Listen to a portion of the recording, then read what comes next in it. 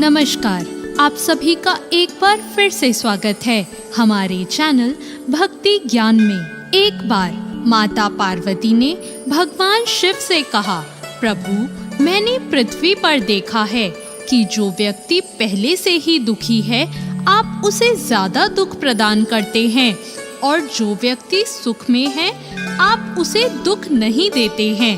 भगवान ने इस बात को समझाने के लिए माता पार्वती को धरती पर चलने के लिए कहा, और दोनों ने इंसानी रूप में पति पत्नी का रूप धारण कर लिया और एक गांव के पास अपना डेरा जमा लिया। शाम के समय भगवान ने माता पार्वती से कहा कि हम मनुष्य रूप में यहाँ आए हैं, इसलिए यहाँ के नियमों का पालन करते हुए हमें यहाँ पे भोजन करना होगा। इसलिए मैं भोजन के लिए सामग्री की व्यवस्था करने जा रहा हूँ। तब तक तुम भोजन बनाने की कुछ तैयारी करो। भगवान के जाते ही माता पार्वती रसोई में चूल्हे को बनाने के लिए बाहर से ईंटें लेने गई और गांव में कुछ जर्जर हो चुके मकानों से ईंटें निकालकर चूल्हा तैयार कर लिया। चूल्हा तैयार होते ही भगवान वहां बिना कुछ लाए ही प्रकट हो गए।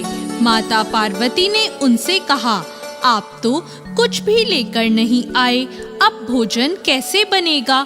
भगवान बोले, पार्वती अब तुम्हें इसकी जरूरत नहीं पड़ेगी। भगवान ने माता पार्वती से पूछा कि तुम चूल्हा बनाने के लिए इन ईंटों को कहां से लेकर आई हो? माता पार्वती ने कहा, प्रभु इस गांव में बहुत से ऐसे घर थे जिनका रखरखाव सही ढंग से नहीं हो रहा था। उनकी जर्जर हो चुकी दीवारों से मैं ईंटें निकाल कर ले आई। भगवान ने फिर कहा, जो घर पहले से ही खराब थे तुमने उन्हें और खराब कर दिया। तुम ईंटें उन सही घरों की दीवार से भी तो ला सकती थी। माता पार्वती बोली, प्रभु उन घर में रहने वाले लोगों ने उनका रखरखाव बहुत सही तरीके से किया है और वो घर बहुत सुंदर भी लग रहे हैं। ऐसे में उनकी सुंदरता को बिगाड़ना उचित नहीं होता। भगवान बोले, पार्वती यही तुम्हारे द्वारा पूछे गए प्रश्न का उत्तर है। जिन लोगों ने अपने घर का रखरखाव अच्छी तरह से किया है, यानी सही कर्मों से अपने जीवन को सुंदर बना रखा है, उन लोगों को दुख कैसे हो सकता है? मनुष्य के जीवन में जो भी सुखी हैं, वो अपने कर्मों के द्वारा सुखी हैं, और जो दुखी हैं, वो अपने कर्मों के द्वारा ही दुखी हैं।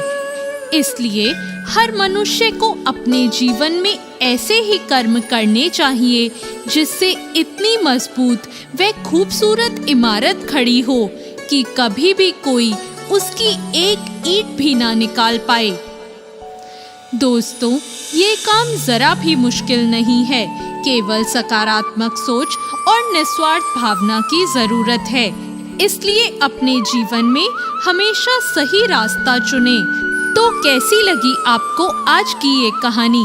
ऐसी और कहानियों के लिए हमारे चैनल भक्ति ज्ञान को तुरंत सब्सक्राइब करें। धन्यवाद।